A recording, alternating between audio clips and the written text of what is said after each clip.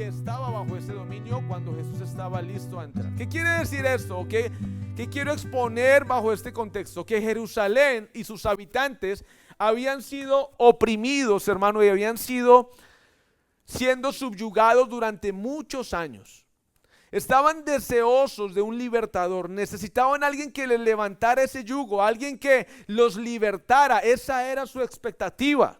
Ellos no querían estar siendo gobernados por otros imperios que hicieran lo que querían con ellos. No, ellos necesitaban un libertador, lo estaban esperando un libertador.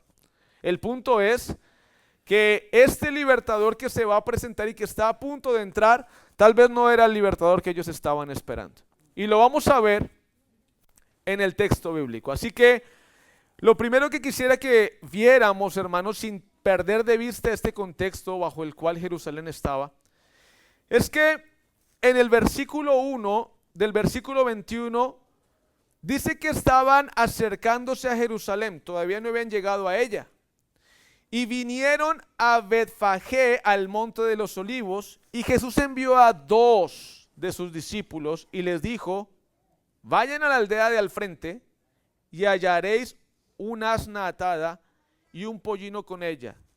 Desatadla y traédmelos. Y lo primero que quisiera que analizáramos aquí, hermano, es Jesús envía a 2 discípulos a la aldea del frente y les dice: allá van a encontrar un pollino y un asna.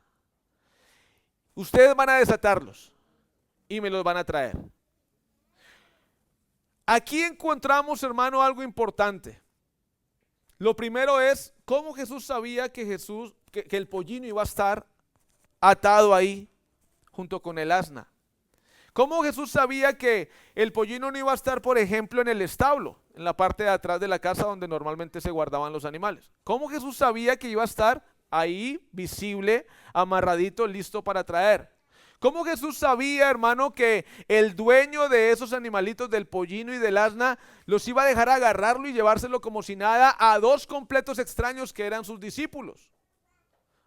¿Cómo Jesús sabía todo esto? Y cómo Jesús sabía aún más, hermanos, que los dueños de esos animalitos los iban a dejar ir solamente con decirles: el Señor los necesita. Imagínese esto por un segundo. Usted tiene su carro estacionado al frente de su casa y llega una persona totalmente extraña con una llave máster, abre su carro, lo enciende, se monta en su carro, lo enciende y se va a ir. Y usted: espera, ¿qué vas a hacer? ¿Para dónde llevas mi carro? No, es que el Señor lo necesita, y se lo lleva. ¿Usted lo va a dejar? No, ¿verdad? Pues esto es lo que está pasando ahí, hermano. Esto es lo que está pasando en el texto. ¿Cómo Jesús sabía todo esto? ¿Cómo Jesús sabía lo que iba a pasar? ¿Dónde iba a estar el animalito? ¿Cómo iba a estar amarrado? ¿Quiénes iban a ser sus dueños? Y que además lo iban a dejar ir. ¿Cómo Jesús sabía todo esto? La respuesta es muy sencilla: porque Jesús es Dios.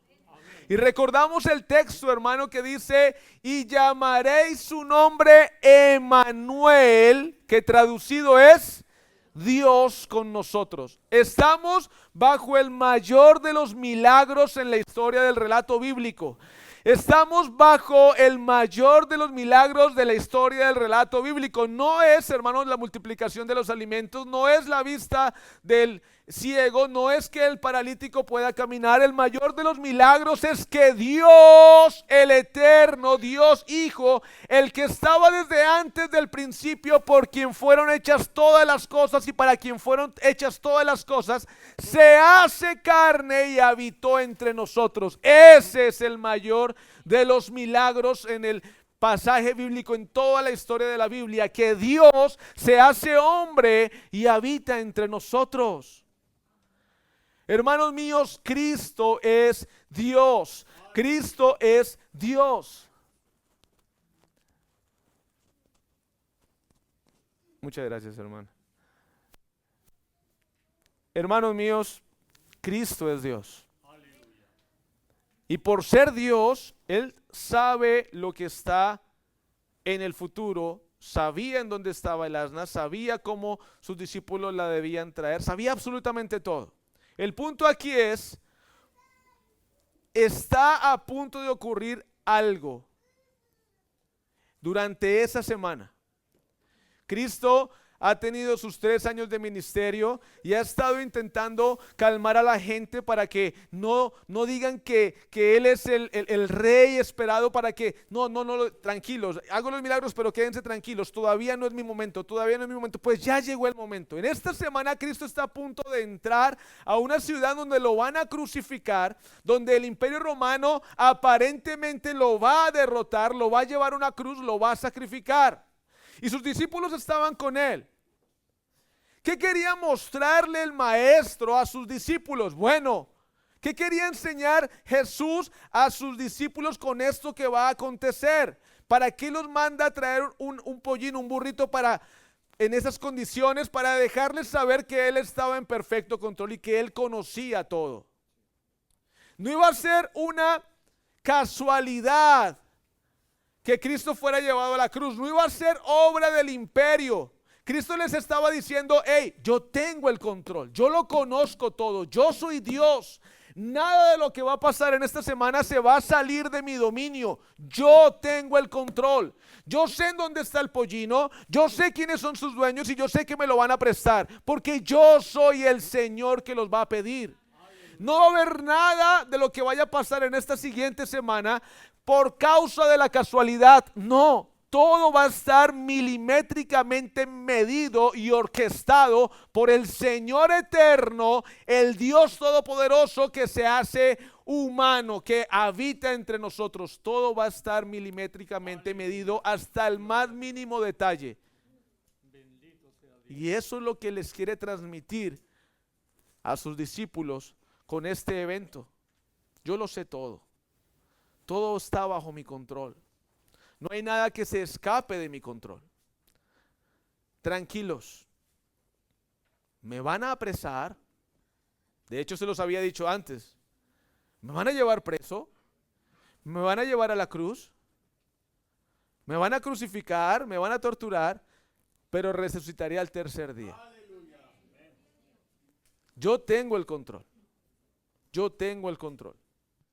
Colosenses capítulo 1, 15, 16 y 17. Dice la escritura: Él es la imagen del Dios invisible, Cristo, el primogénito de toda creación, porque en Él fueron creadas todas las cosas, las que hay en los cielos y las que hay en la tierra, visibles e invisibles, sean tronos, sean dominios, sean principados, sean potestades. Todo fue creado por medio de Él y para Él. Y Él es antes de todas las cosas y todas las cosas en Él subsisten. Está hablando de Cristo. Por lo tanto, Él es el dueño del pollino que está allá.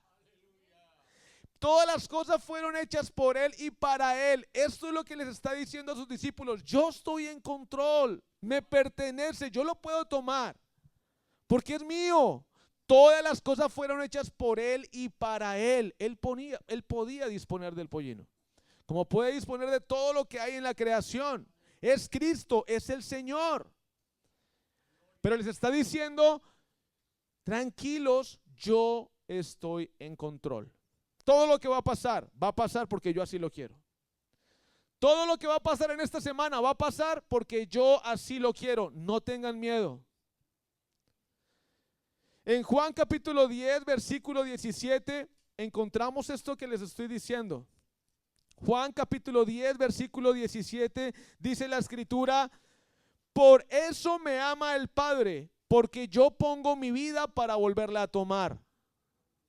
Nadie me la quita, sino que yo de mí mismo la pongo. Tengo poder para ponerla y tengo poder para volverla a tomar.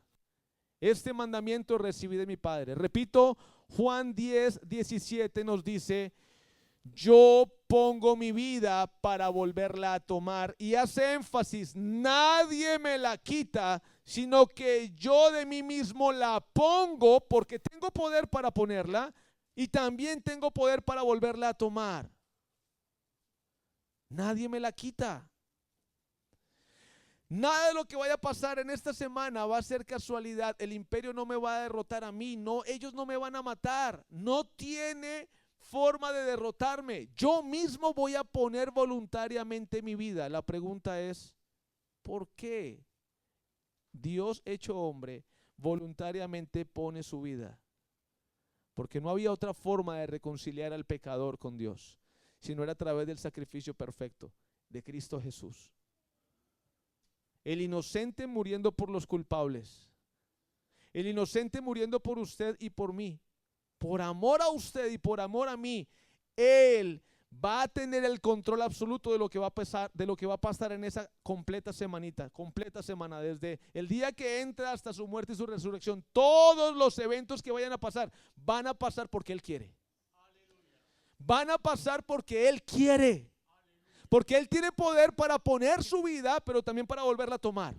Nadie le va a quitar la vida. Él mismo la va a poner voluntariamente por amor a usted y por amor a mí, para que su alma y mi alma no se pudran en el infierno, sino que Él va a pagar la deuda que usted y yo teníamos a causa de nuestro pecado y nos da su salvación, su perdón y su vida eterna por amor a usted y a mí. Eso es lo que el Señor les está enseñando a sus discípulos con tantos detalles, con esta asna, con este burrito.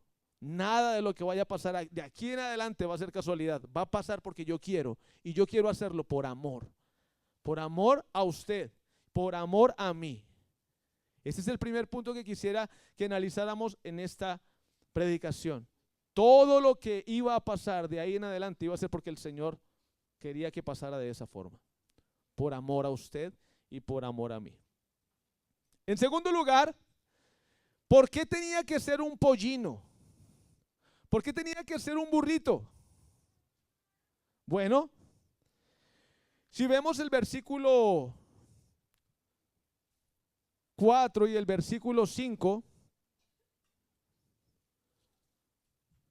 de ahí mismo en el Evangelio de Mateo capítulo 21, vamos a encontrar la respuesta a esa pregunta. Mateo 21, vamos a encontrar en el versículo 4 y en el versículo 5 la respuesta a esa pregunta. Dice el versículo 4: todo esto aconteció para que se cumpliese lo dicho por el profeta cuando dijo: decid a la hija de Sión, he aquí tu rey viene a ti manso y sentado sobre un asna, sobre un pollino, hijo de animal de carga. Y ahí al final hay una notita que dice Zacarías 9:9. Vamos al libro del profeta Zacarías. Inmediatamente eso nos hace referencia a esa profecía. Vamos a mirarla. ¿Por qué un pollino? ¿Por qué no un caballo majestuoso, imponente, donde un rey y un señor podrían entrar normalmente, donde se acostumbraba que los reyes entraran en las ciudades de esa manera? Pues el profeta Zacarías profetiza lo siguiente cerca de 520 años antes de que estos hechos ocurriesen. Zacarías capítulo 9 versículo 9 dice: alégrate mucho, hija de Sión, Jerusalén, da voces de júbilo, hija de Jerusalén, he aquí tu rey vendrá a ti, justo y salvador, humilde y cabalgando sobre un asno, sobre un pollino, hijo de asna. 520 años atrás el profeta Zacarías dice estas palabras. Hermano, no es producto de la casualidad. Ya este era el plan. ¿Por qué sobre un pollino? ¿Por qué sobre un animal de carga? ¿Por qué manso y humilde? Porque el Dios todopoderoso, el creador de todo cuanto existe, Dios Hijo, decide humanarse. Decide despojarse de sí mismo y humillarse a la condición de siervo. Y estando en condición de siervo, decide humillarse hasta la muerte, y no cualquier muerte, sino la muerte de cruz. Humildad. Está enseñando humildad. Está enseñando que Él está dispuesto a despojarse de todo, incluso entrar en un pollino, un animal de carga, poco vistoso y no en un caballo, para enseñarnos que venía dispuesto a morir voluntariamente por los pecadores, por usted y por mí, para traer salvación. Pero este Salvador que entra en Jerusalén en un pollino humilde, ha prometido regresar una segunda vez. Y en esta segunda venida ya no entrará humilde y como siervo, ni como cordero que va a ser llevado al matadero. En Apocalipsis, capítulo 19, versículo 11. Apocalipsis 19, 11. Dice la escritura y nos da detalles de cómo será que Él vendrá por segunda vez. Este rey vendrá, dice la escritura, entonces vi el cielo abierto y he aquí un caballo blanco y el que lo montaba se llamaba Fiel y Verdadero y con justicia juzga y pelea. Sus ojos eran como llama de fuego y había en su cabeza muchas diademas y tenía un nombre escrito que ninguno conocía sino él mismo. Y estaba vestido de una ropa teñida en sangre y su nombre es el Verbo de Dios. Vendrá por segunda vez ya no sobre un pollino, ya no vendrá en condición de siervo ni en humildad. Vendrá en poder y gloria para derrotar con la espada de su boca el poder de su palabra a todos sus enemigos y reinará para siempre. Hermano mío, Cristo vino como siervo, pero ha prometido regresar en poder y gran gloria para derrotar a todo aquel que no ha creído en Él. Esa será su segunda venida, a quien estamos esperando.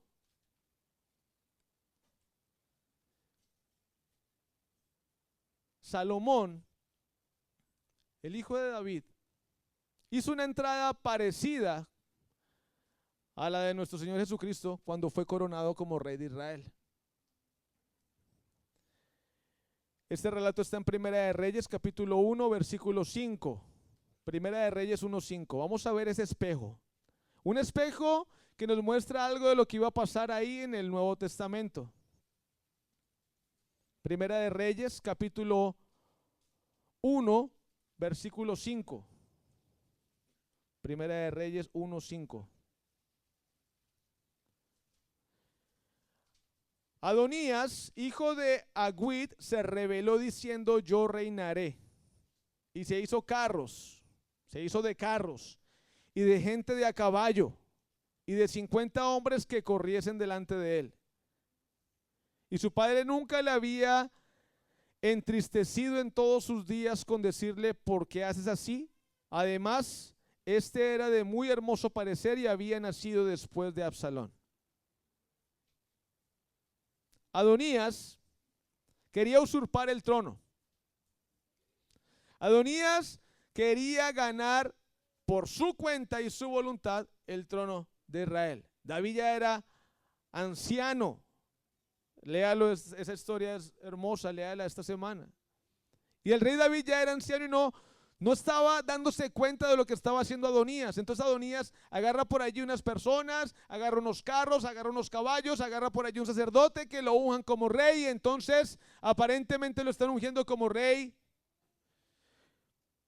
Pero en el capítulo 1, ahí mismo en el versículo 31, vemos que Betsabé se inclinó ante el rey David con rostro a tierra y haciendo reverencia al rey dijo: viva mi rey, mi señor David para siempre. Y el rey David dijo: llamadme al sacerdote Sadoc, al profeta Natán y a Benaía, hijo de Joida. Y ellos entraron a la presencia del rey.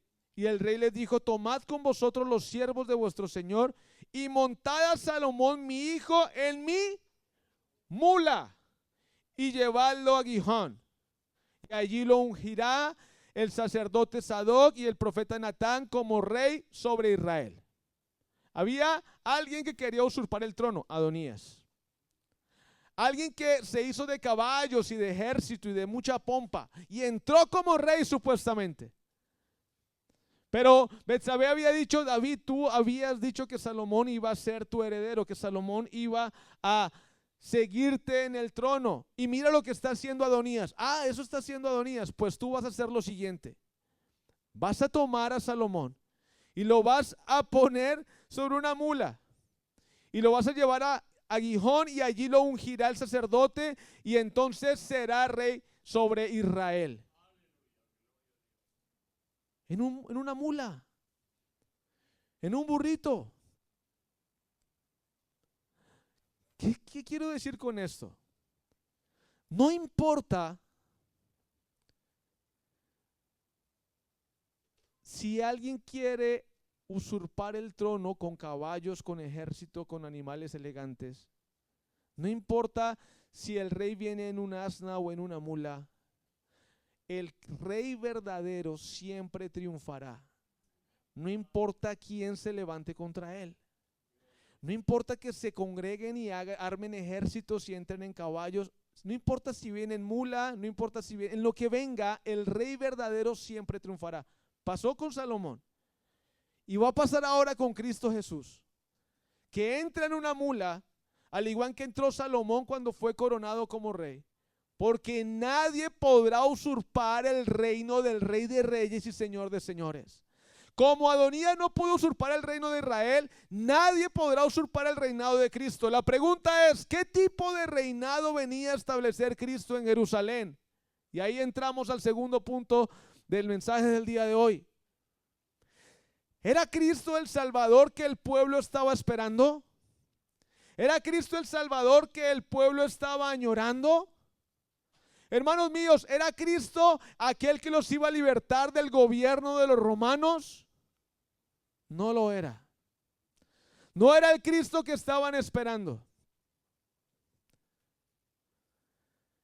¿Cómo lo podemos ver? Bueno, usted conoce el texto bíblico. 5 días después de esta entrada triunfal, la misma gente estaba gritando, crucifícale.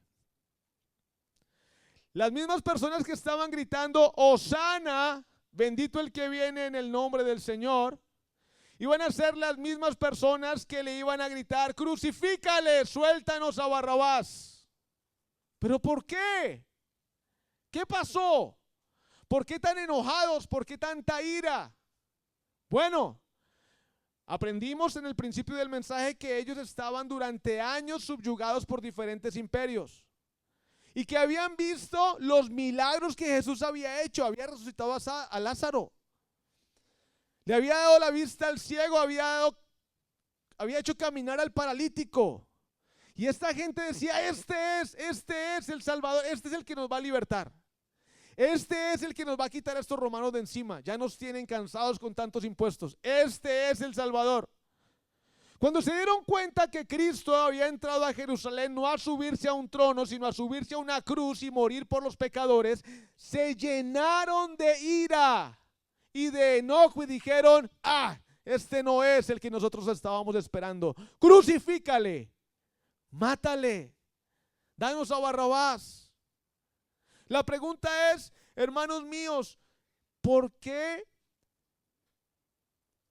estas personas estaban esperando algo de Cristo que Cristo no iba a darles? La respuesta la podemos encontrar en nuestros días. ¿Cuántas personas vienen a Cristo y lo adoran por las motivaciones equivocadas? Hoy, a esta hora, miles de personas están congregadas en una iglesia esperando que Cristo multiplique su dinero porque están sembrando una ofrenda. Y ese es el Cristo de ellos. Ese es su Salvador, el que les va a multiplicar su dinero porque están sembrando y están esperando que les devuelva al 1000 por uno. Otros están esperando de Cristo y hacen negocios con Él y transacciones con Él. Si tú me das esa casa, yo te prometo que yo voy a hacer esto y esto otro.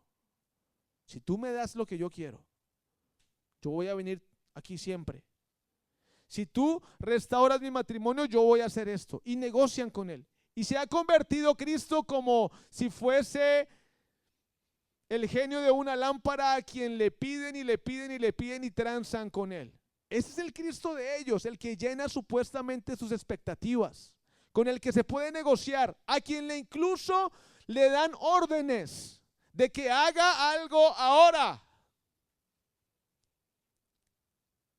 Hermanos míos, esta gente estaba en la misma condición. Querían que Cristo fuera el que los libertara de los romanos. Pero Cristo no venía a libertarlo de los romanos. Cristo venía a libertarlos de la muerte y de la esclavitud del pecado. Cristo venía a libertarlos a ellos y a todos aquellos que en él creían. Quería libertarlos de la condenación eterna, de las consecuencias y del poder del pecado. Y no solamente a ellos, sino los que iban a venir después de ellos. Y después, y así a todas las generaciones, para que todo aquel que en él cree no se pierda, sino que tenga vida eterna. Cristo venía no a libertar al hombre de un imperio romano. Cristo venía a libertar a todo aquel que en él cree del infierno y de la condenación eterna. Cristo venía a dar vida y vida en abundancia. Pero esta gente, hermano, no lo entendía, porque lo estaban adorando y bajaban las palmas de los árboles y las ponían y se quitaban sus mantos y los ponían para que el Cristo pasara por encima de ellos, porque estaban esperando que cumpliese sus expectativas. Hermano mío, hay una noticia: Cristo no está para cumplir sus expectativas ni las mías. Cristo está, hermano, para ser adorado y exaltado como el Rey de Reyes y Señor de Señores, nombre sobre todo nombre, cumpla o no cumpla mis caprichos y mis expectativas. Cristo es Dios y debe ser adorado por ser Dios. Nuestro amor hacia el Señor no puede estar, hermano, supeditado a si cumple o no cumple mis expectativas. No, debemos adorarlo porque Él es Dios. Debemos adorarlo porque Él es Rey. Debemos adorarlo porque es el creador de todo cuanto existe. Debemos adorarlo porque voluntariamente entregó su vida por usted y por mí, para que yo no estuviera una eternidad en el infierno, separado de Él. Debemos adorarlo, hermano mío, por su amor, por su misericordia, por su grandeza, por su poder. Debemos adorarlo por quien Él es, no por lo que nos pueda dar. Iglesia, qué peligroso es esto. ¿Se puede entonces adorar a Cristo y rendir nuestros mantos y nuestras venias delante de Él y llorar y exaltarlo y glorificarlo con las motivaciones equivocadas? Sí se puede. El ejemplo está ahí. Esta gente estaba recibiendo al Rey, pero al Rey que ellos querían. Tengamos mucho cuidado, hermano, de no buscar al Señor por las motivaciones equivocadas. Dejemos, hermano, nuestro egoísmo a un lado. Dejemos a un lado nuestras expectativas y centrémonos en Él, en su deidad, en quien Él es, y no lo que pueda beneficiarnos o hacer por nosotros. Cristo no venía a implantar un reinado terrenal. Hermano, a Cristo poco le importa que usted tenga o no tenga el carro último modelo. Él no murió en la cruz para darnos un carro nuevo.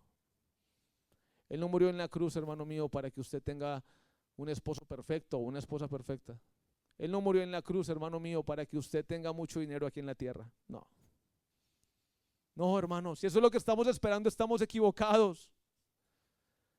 Él murió en la cruz para que usted, hermano, pudiera ser libertado del infierno. Él murió en la cruz para pagar la deuda que usted y yo teníamos, que era imposible de pagar. Él la pagó.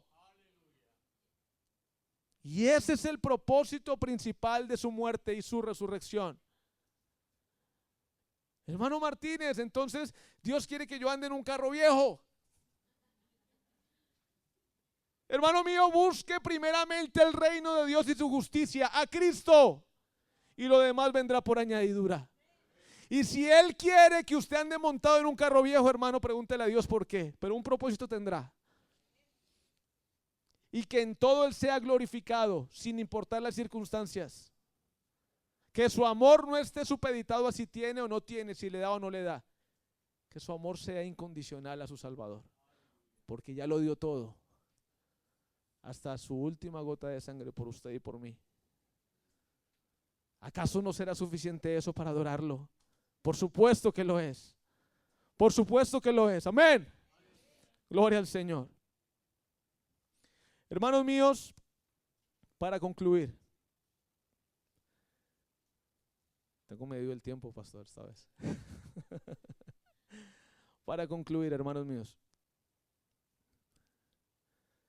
5 días después de estos eventos, la gente iba a gritar crucifíquele, y ese va a ser tema de nuestro pastor Chávez el próximo viernes. Pero váyase con algo en su corazón el día de hoy. Hermanos míos, Cristo es Rey. Cristo es Rey. Cristo es el Señor. Y esta palabra Señor, que a veces decimos, hermanos míos, tan rápido, tiene un significado muy profundo. El Señor es el que dice que se hace y cómo se hace y cuándo se hace. Cuando yo digo que Él es Señor, yo someto mi voluntad a Él, porque Él es Señor. Hermano, Él es Señor. Usted pasa a un segundo plano. Si Él es su Señor, escúcheme bien lo que le estoy diciendo. Esta gente le estaba diciendo, sálvanos ahora, te rogamos, entra Rey, entra Señor, pero no estaban dispuestos a someter su voluntad a ese Rey y a ese Señor que estaba entrando en la ciudad. No, no estaban dispuestos a someterse. Entonces, hermano, era falso. Por eso el título de la predicación me encantó. La falsa entrada triunfal. Era falso lo que esta gente estaba haciendo, porque no estaban dispuestos a someterse al señorío de Cristo. Hermano mío, ¿está usted dispuesto a someterse al señorío de Cristo? ¿Está usted dispuesto a doblegar sus deseos, sus sueños, a doblegar su voluntad al señorío de Cristo? No caigamos en el error de adorarlo y de rendir nuestros mantos y hasta llorar y llorar aquí. Y hablar en lenguas, porque está de moda hablar en lenguas. Pero no someter, no estar dispuestos a rendir nuestra vida a su voluntad. Tengamos cuidado de eso, hermano mío. Porque si Él es Señor, se debe hacer lo que el Señor dice. Cuando Él lo dice y como Él lo dice. Y no estoy hablando, hermano mío, desde una posición de perfección donde yo ya soy el perfecto que rindo mi vida al Señor y le estoy hablando desde la autoridad. No, al contrario. Le estoy hablando desde mi miseria. Le estoy hablando desde mi error, donde encuentro todos los días que le fallo a mi Señor y que a veces quiero hacer lo que yo quiero. Le hablo, hermano mío, desde la posición de un hijo que está arrepentido porque le ha fallado al Señor y quiero que Él haga su voluntad en mi vida. Desde ahí le hablo. Hermano mío, Él nos ha dicho claramente qué quiere de nosotros en su palabra. Sometámonos a Él. Sometámonos a su señorío. Renuncie a sus sueños si están en contra de su voluntad. Renuncie a sus propósitos si están en contra de su mandato.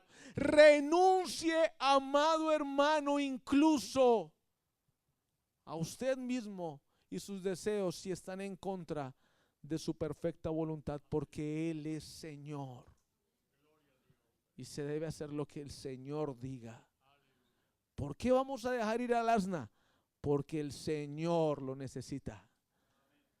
Porque Él lo quiere y se hace lo que Él dice. Oremos, hermano. Padre, Señor, yo te doy gracias por tu palabra en esta mañana, Señor. Te doy gracias porque voluntariamente decidiste, Señor, entrar en Jerusalén, iniciando, Señor, el principio del final. Entraste, Señor, en Jerusalén para establecer tu reino eterno. Entraste en Jerusalén con un propósito, Señor: limpiar mi vida del pecado, Señor. Libertarme, Señor, de la esclavitud eterna. Librarme del infierno y de la muerte, Señor. Y a cambio darme tu justicia, tu salvación y tu vida eterna. Tu perdón, la reconciliación con mi Creador y una eternidad a tu lado. Gracias, Señor, porque voluntariamente iniciaste, Señor, este camino, Señor. Por amor a mí, Señor. Para pagar lo que yo no podía pagar. Para cancelar la deuda, Señor, que yo no podía cancelar. Gracias, Señor. Gracias por morir en aquella cruz. Como el Cordero de Dios que quita el pecado del mundo. Gracias por resucitar. Y por prometer un día que ya no vendrás sobre un pollino, sino que vendrás en poder y gran gloria para derrotar a todos tus enemigos. Permíteme estar firme hasta ese día, Señor, o hasta el día que tú me permitas estar en esta tierra. Permíteme someterme a tu señorío. Te ruego que me des la voluntad, Señor, de someter mis deseos, Señor, superficiales, mis sueños, Señor, carnales, Señor, incluso mi voluntad errada y equivocada. Ayúdame a someterla a tu señorío, porque tú eres Señor y yo quiero servirte, Señor.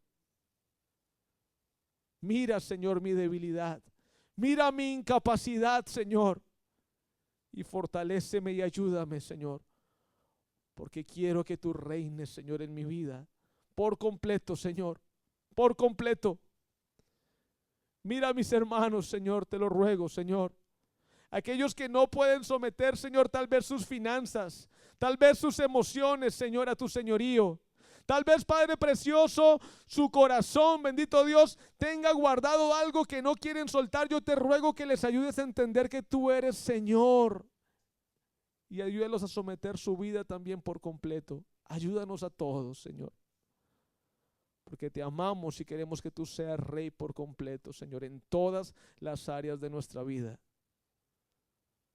Te damos gloria a ti, oh Cristo. Alabanza y adoración, Señor. Y una vez más te damos muchas gracias por tu hermosa palabra. En Cristo Jesús, Señor nuestro. Amén, Señor. Y amén.